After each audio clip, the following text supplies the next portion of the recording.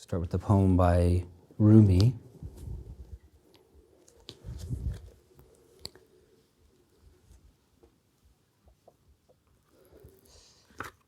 And Coleman Barks named this a northern wind. A northern wind. Every second the question comes, how long will you stay dregs? Rise. Do not keep stirring the heavy sediment. Let the murkiness settle. Some torches, however, even when they burn with spirit, give off more smoke than light. Some torches, however, even when they burn, give off more smoke than light. But no matter how hard you stare into muddy water, you will not see the moon or the sun. A northern wind arrives that burnishes grief and opens the sky. The spirit wants to walk out in that cleansing air and not come back. The spirit is a stranger trying to find a home somewhere that is not aware. Why keep grazing on why? Good falcon spirit, you have flown around foraging long enough. Swing back now toward the emperor's whistling. So today, the meditation virtues I want to talk about are bliss/pleasure and play. There's an idea in Zen that, especially Zen in America, that we don't do bliss, which is a kind of stupid idea. And I think that may have come from hippies eating mescaline and showing up in zendos, and the teachers not knowing what to do about that. It's true that it's not only about bliss or pleasure. It's not only about bliss or pleasure. Of course, that would be a big mistake, which very few people actually make, I think. In our practice, bliss is not hunted down. It's like a cat that comes and purrs in your lap because you're settled and you're not giving off too much neurosis. Bliss is how the Dharma purrs, how the body indwelling in Dharma purrs. And because the Dharma is always right here, there's always some purring. Even right now, even if you hadn't done sesshin, there'd still be some purring.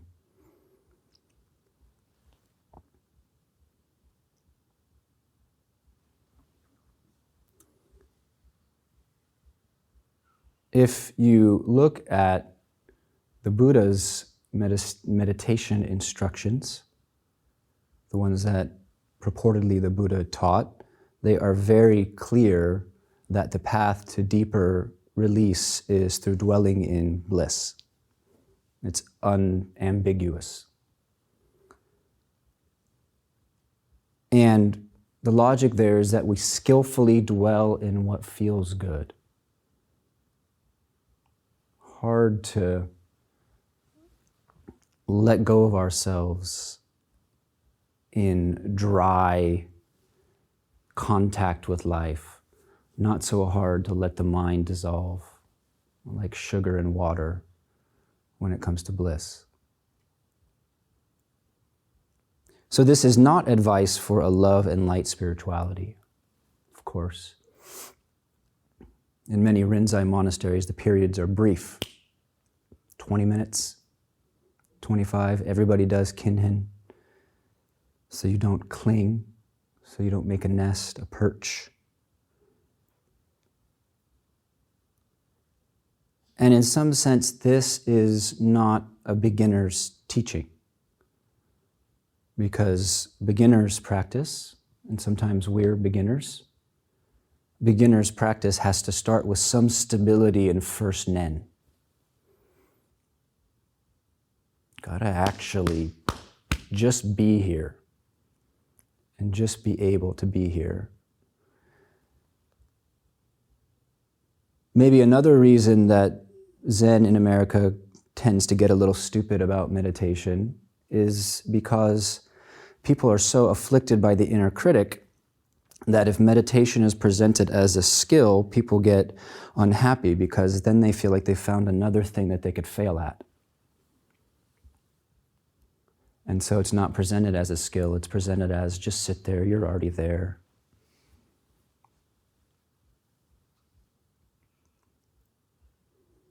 I happen to be leading an inner critic retreat next Saturday for anyone who's interested. A little plug.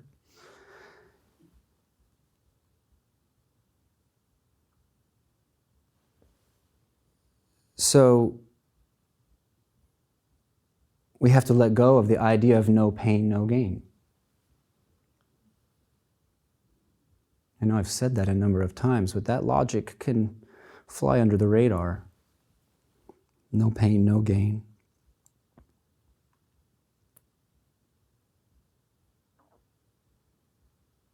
Someone could argue, actually, until you allow yourself to rest in bliss, there will be no gain. Or there won't be the deeper loss that you actually desire. We might come up against issues of unworthiness. Again, if this has become some kind of punitive thing, you might feel like you're not supposed to feel good. Why should I deserve to sit down and be in rapture? The world is on fire.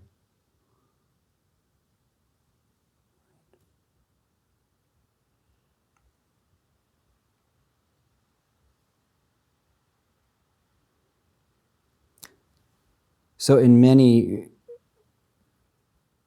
approaches to practice, we invite and we indwell with bliss as a solvent for fixation, for rigidity.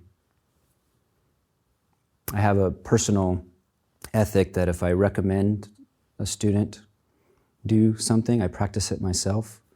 So I was working with the bliss in the body yesterday, and it wasn't long after resting in the bliss in the body that all my tension went away. There's a little bit of sore shoulders from doing this. Because actually that level of bliss is more fundamental body than the meat body, the physical body. We discover that.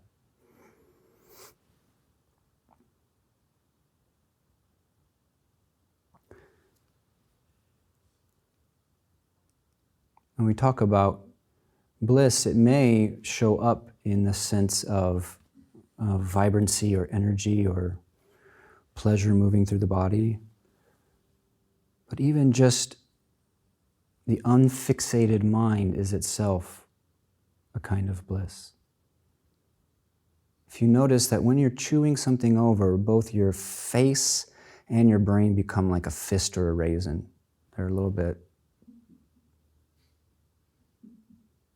That's a tension.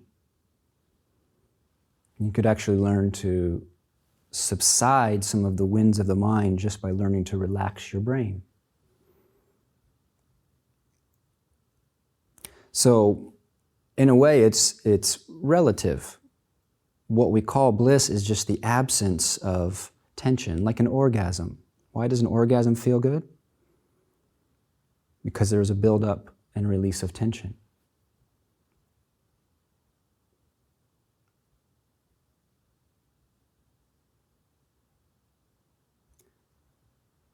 So we want to use bliss and not be used by it.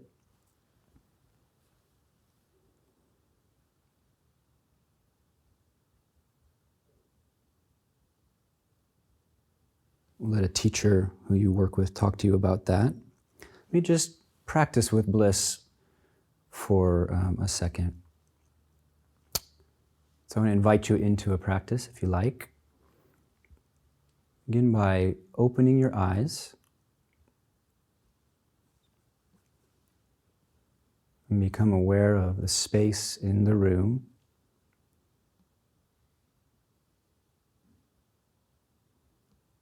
And just let your thoughts melt in that space, like snowflakes in sunlight.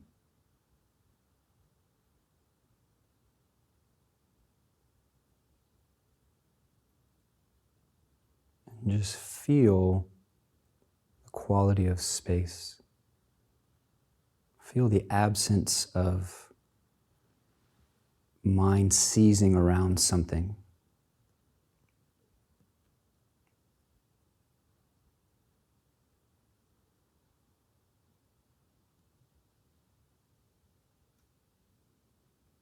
Let awareness and space just blend together.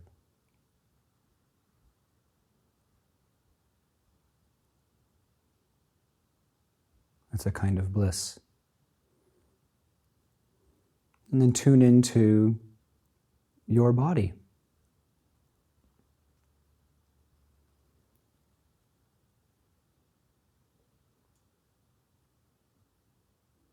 And the presence of the body is a presence of textures.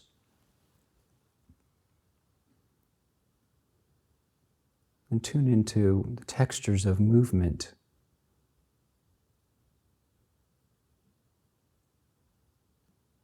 You might find there's pulsation, like a liquid quality. There might be radiation, like heat, breath of heat. There may be tingling,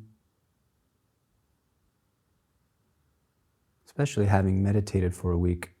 Tune into your chest and the area around your heart. Just indwell with that.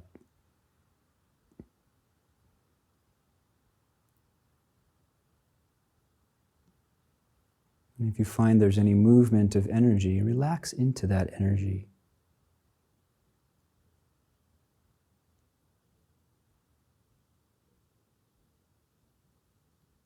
As if you pulled a drain on a sink, let your mind drain out down into the heart and that energy.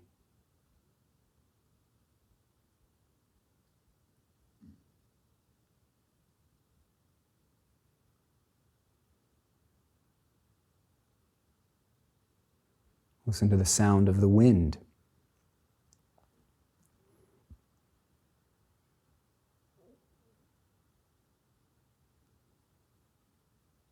Kind of like sometimes we want to bury our face in a lover.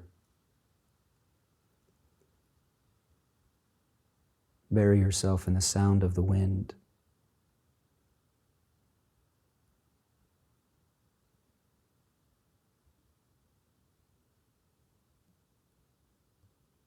An old koan says, the wind moves through the old pine trees.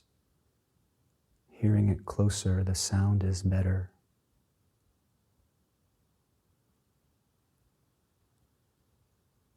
That sound is very close.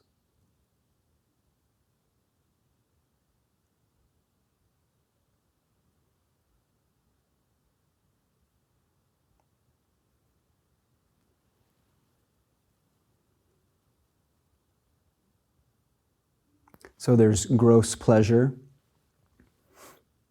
If you don't treat the breath as like this tool that's going to get you to the good place, to simply breathe feels good.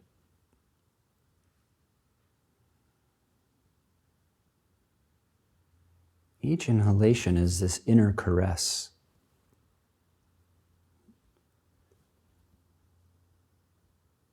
We can glide over that and miss its nourishment. I like to just meditate with my heartbeat, just feel the heart beating. Some people are very frightened by that. So there's the gross pleasure of the body. What I mean by that is just the meat body and its miracle. And then there's these more subtle currents of energy that begin to open as we settle into first nen. There are other kinds of bliss. There's the bliss of self-forgetfulness. We talk about the 3 bodies of the Buddha. You've been chanting it during Oryoki. Dharmakaya, Sambhogakaya, Nirmanakaya.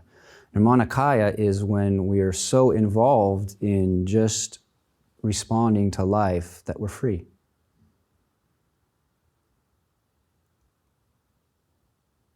Someone calls and we turn our head.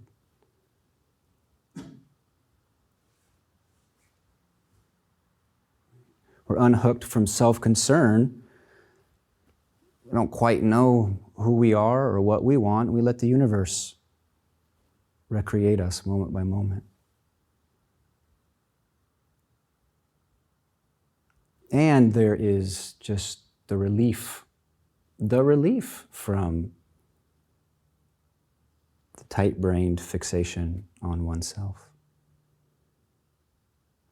Maybe part of the instinct to have children is a hope that somehow it will help me become a little bit less fixed on myself. It hadn't happened at work yet. It hasn't happened with my wife.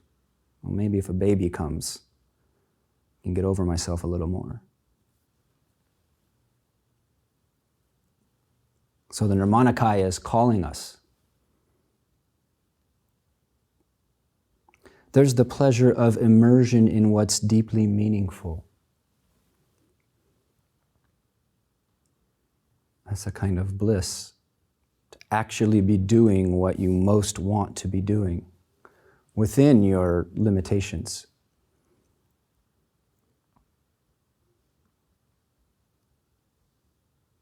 Ideally, that's a good part of what ordination is. You've deeply committed to what you find meaningful, and there's pleasure in that immersion. Ideally, that's what marriage is, any kind of deep commitment. Art. A little bit more about bliss. I like to see what's in the media about meditation. This is an article, I don't forget the date, claiming that the introspective practice has completely changed his life. Local Ellensburg, Washington man, Simon Tremor, told reporters Wednesday that his daily meditation routine was really helping him stay self-centered. Practicing meditation every morning allows me to settle down and really focus on myself, said Tremor, claiming that just 15 minutes of breathing exercises before work has markedly improved his ability to silence the distracting voices of those around him and foster an enduring sense of egotism. Before I know it, the needs and wants of others melt away entirely. The weight of their problems just disappears, and all that remains is the peaceful sense that the universe is made for no one but me. That's from an article from America's most trusted news source, The Onion. Daily meditation really helping man stay self-centered.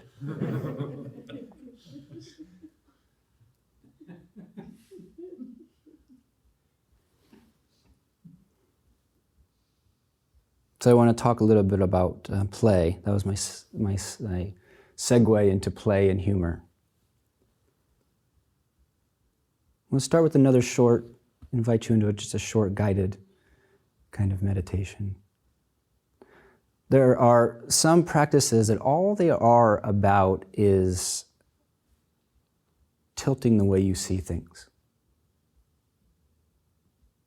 Just inviting a different perspective.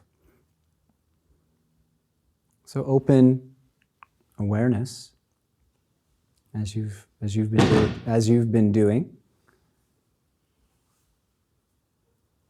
And just view the sensations of your body as a kind of play. That your body is sensations playing.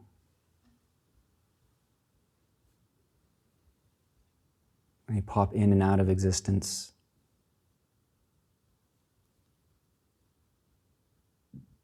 When breath comes and then hides from you.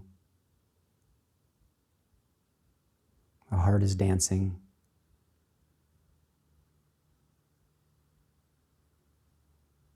And expand that to include your mind. View your mind as just play. Thinking is how mind likes to play. And let it do that.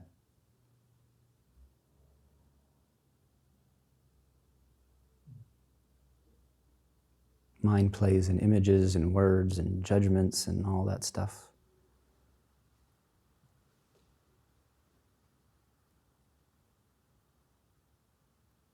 And you can open to include how nature plays.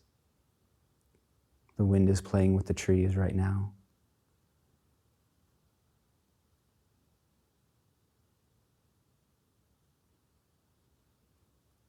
I laugh at the human-centered perspective as we're sure we know what's going on.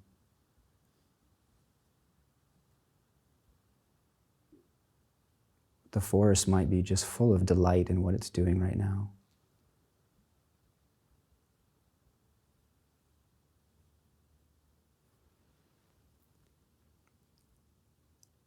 In Soto tradition, we have roaming and playing in samadhi as an ideal. Right? That when we're functioning freely, it's like play. It's like a bee going from flower to flower, right? The bee gets something, the flower gets something, but it's all light and easy. It's a mistake to think that somehow spirituality is disconnected from the realities of the world. Someone like Hongzhi, there's a story, I'm sorry if I'm not pronouncing that correctly. Hongzhi, there's a story that there was a great famine during a number of years at his monastery, and he had something like 1,500 practitioners, and it caused a controversy because he took away one of the meals of the monks in order to feed the village people. Because as a practitioner, you have a different kind of food.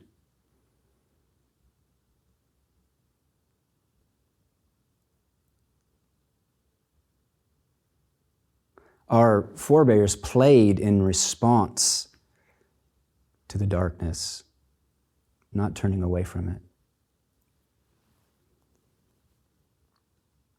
Koan practices play. Engaging life, work practice is a zesty expression of practice energy. Something I haven't highlighted from Hongzhi's teachings is each of them is kind of a complete description of the path. And they all end with some encouragement, injunction to function in service, to roam and play in samadhi. And his vision was something like we sit, and in that sitting, to whatever degree we touch transparency, we're filled with spiritual energy to the degree that we can empty, and then that energy wants to play. And we do that. We give, we serve in whatever way is appropriate to our sphere, and then we return. And those feed into each other. It's yin embracing yang when we sit. Active reception. And then yang embracing yin when we serve, receptive action. And he envisions it as an alternation. Two sides of the circle.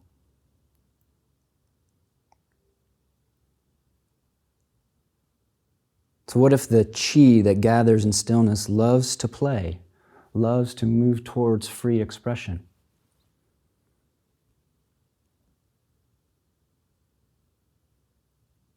And what if it's our task to let it play, and let it play in the most meaningful way that we can find? All beings dwell in your eyeball.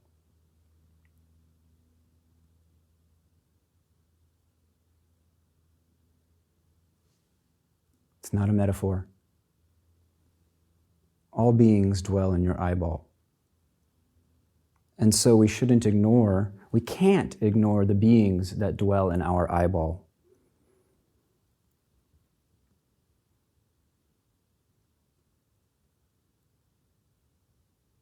I believe the ancestors say that all we need to do is make sure we respond to the beings in our eyeball. And if we truly do that, that's enough. It's not a shut eyeball, it's an open eyeball.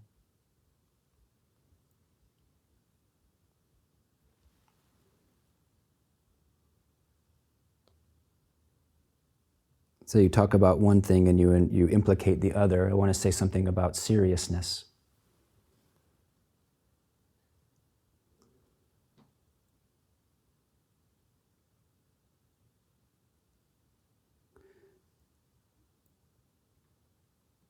If bodhisattvas can't be playful or humorous, it's kind of bad press for the Dharma. You know, when we have our times when we can't be playful or humorous. But it's an invitation to look at something. I once took myself very, very seriously. I was a very serious practitioner, or so I thought. So there's an affliction of seriousness. And if you feel that you are afflicted with seriousness, maybe it's not so easy to tell from the outside. Someone could have a very light heart and have a kind of stern demeanor. The reverse could be true as well. If there's the affliction of seriousness, you might ask, are you viewing something as more solid than it actually is? The world out there is, fill in your blank.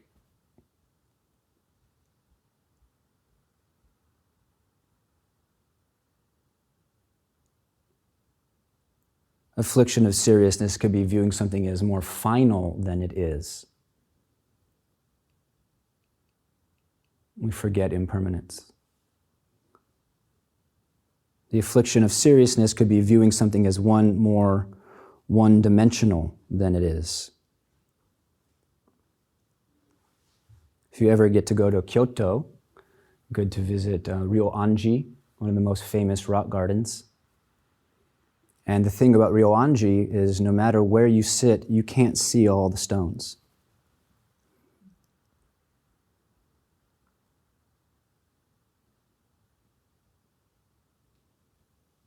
No matter where you sit, you can't see all the stones.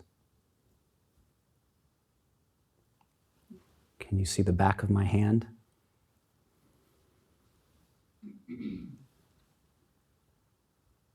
The affliction of seriousness could actually be that we're believing something is more important to the functioning of the universe than it actually is. I mean, on a just very mundane level, sometimes I plan my day and I schedule whatever, and then I get all stressed out about this thing that I decided I had to do that has utterly no implication for anybody but my own thought process. I'm getting all irritated and angry at my girlfriend for trying to talk to me between appointments because I got to get to that thing that, I decided I had to attend that free webinar on crystal healing.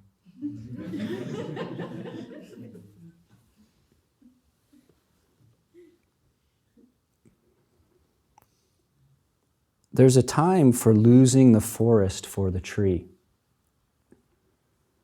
It's why we need teachers. To do deep Dharma practice is to lose the forest for the tree.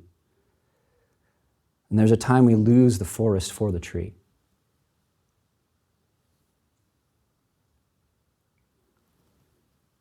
A simple way to work with all of this is just to ask, why am I so serious about this? Why am I so serious about this?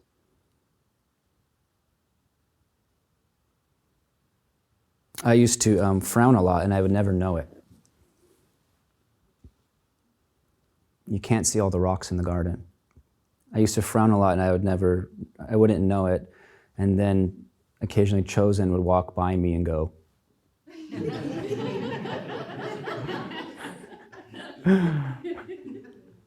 and I thought I had made some progress on that, but then one time I went into Sanzen with Shoto Harada Roshi, and he just looked at me and went,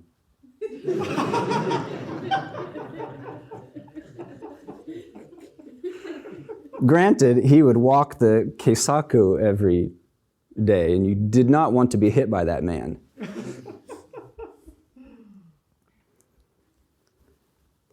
So sometimes we have deep things to resolve, things of gravity, things, solemn things.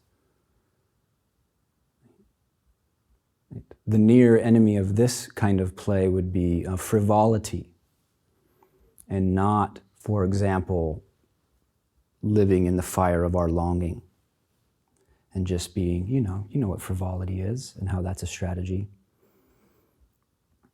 Sometimes we have deep things to resolve, and unfortunately for some of us it could be 10 or 20 years of practice. There's no timeline.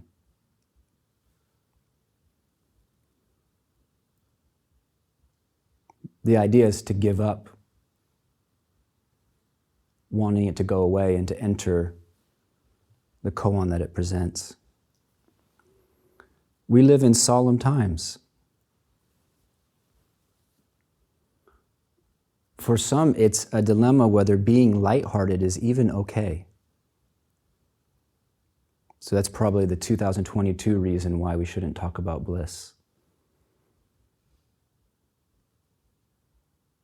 All of you privileged Buddhists talking about bliss when the forests are being cut down, that kind of thing.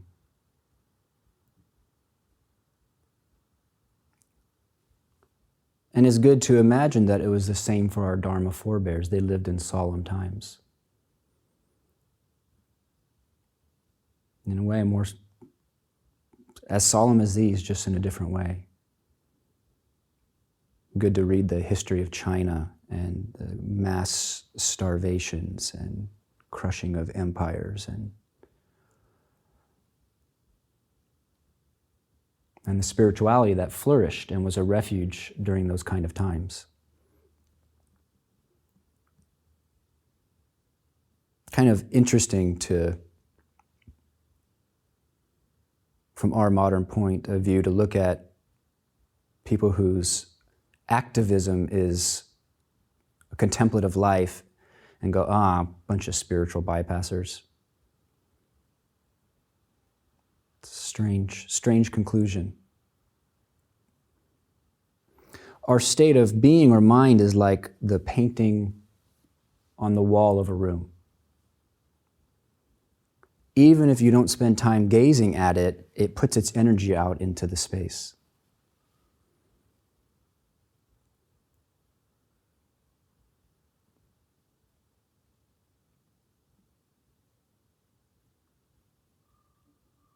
So one of the questions of Dharma is, what kind of energy do we want to be putting out into the space? Sometimes we have deep things to resolve, things of gravity, but we don't have to identify with them, and they don't have to identify us.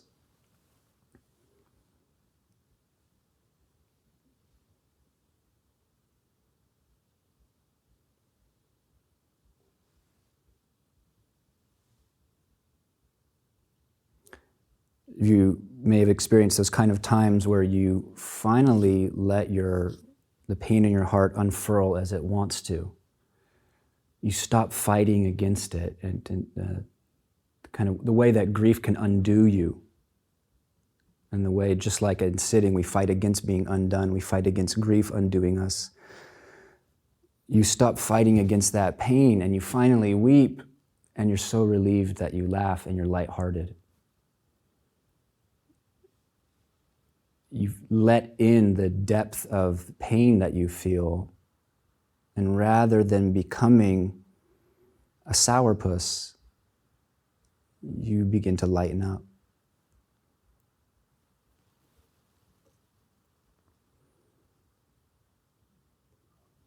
I'm going to share another article from America's most trusted news source, This one's called God Wonders What Happens to Humans After They Die.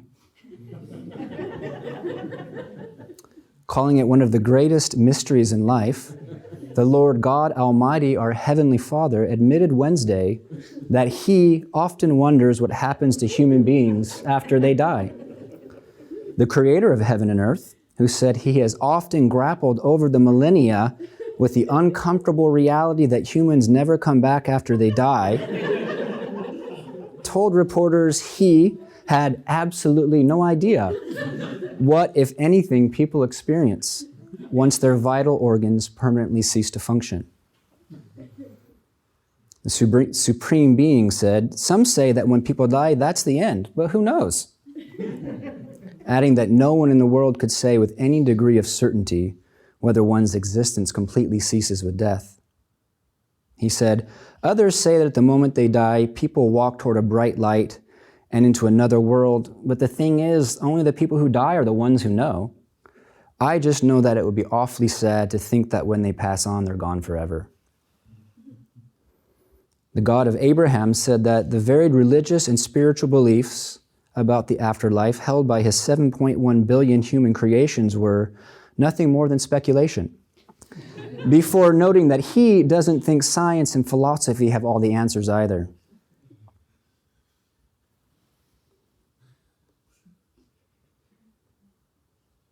He who commanded light to shine out of darkness went on to state that accepting death as a natural part of human life did not make it any less frightening for him to contemplate.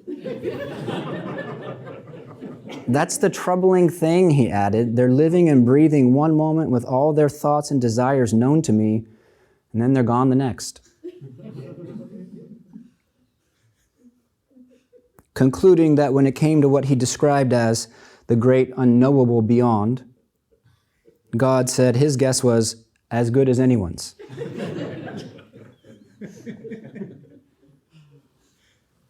So on to some serious matters. Hongzhi.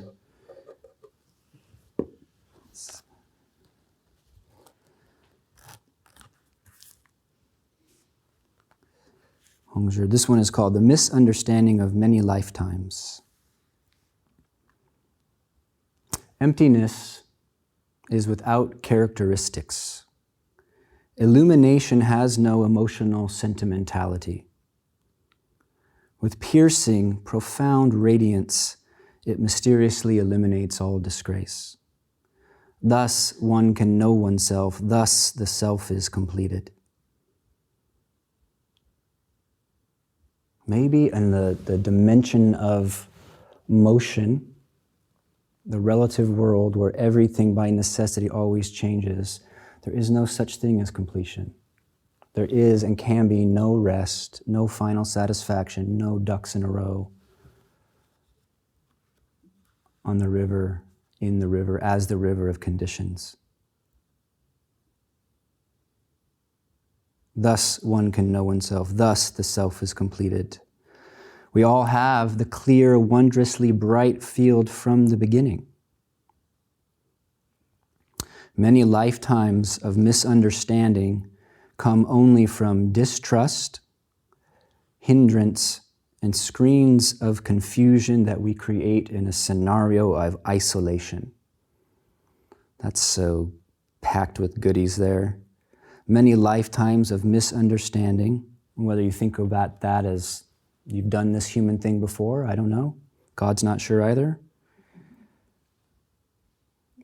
Whether it means how you change through the decades, different people you've been. Many lifetimes of misunderstanding come only from distrust. Stop there for a second. Distrust of what? What is it? What are we distrusting when we can't fully relax? What is it that we distrust when we can't let our mind dissolve like sugar in water? Lifetimes of misunderstanding come from distrust, hindrance, and screens of confusion that we create. Now, this is not to say that all suffering comes from your own brain. We all weave We all weave the screens of confusion and ensnare each other in them. Screens of confusion that we create in a scenario of isolation, as if we are just these little isolated capsules trying to avoid each other or mate with each other. With boundless wisdom, journey beyond this, forgetting accomplishments. Not only forgetting accomplishments, but after you've done your due diligence, forget mistakes. Straightforwardly abandon stratagems. That's what it says.